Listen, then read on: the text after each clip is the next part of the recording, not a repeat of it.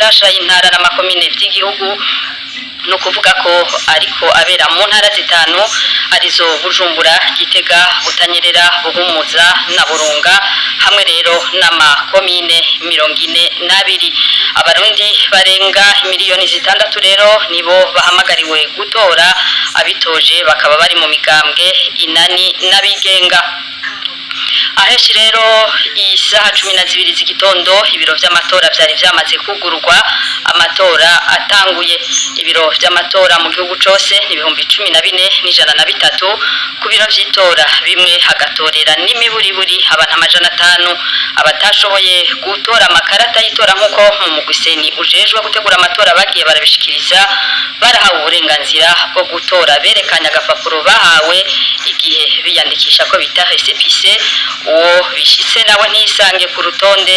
Prosper Ntawugwamiye arongoye seni akaba yamenyesheje neza ko uwo aheza hagashirwa ku zindi ntonde zitegekanijwe, urutoke nago ruja ko irangi akaba ari insumba zose.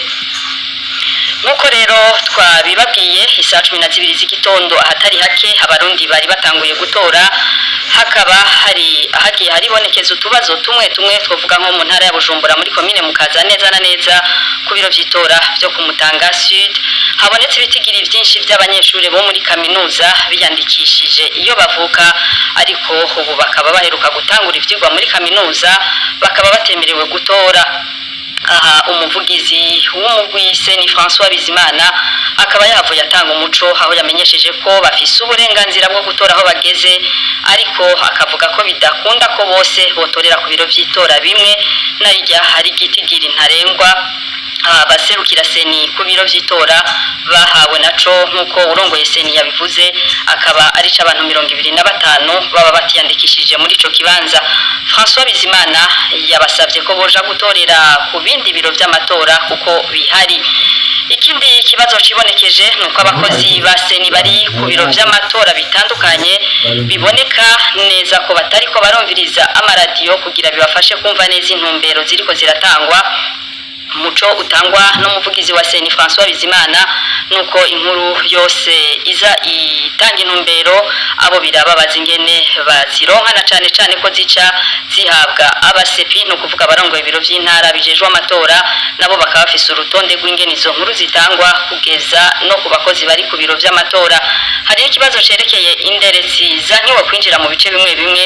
Aha umuvugizi wa seni yasavye ko uwo wese afise ibimuranga n'uruhusha rubimurekurira batohirahira ngo bagire numwe bagora bomureka akinjira.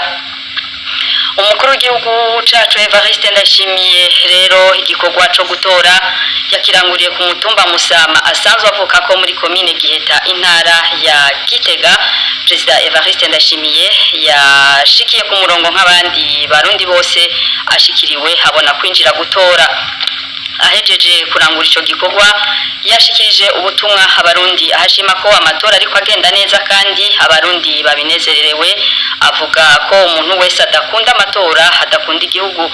Umukuru w'igihugu yifurije kandi abazotsinda kuzokorera abarundi bakababera abasuku.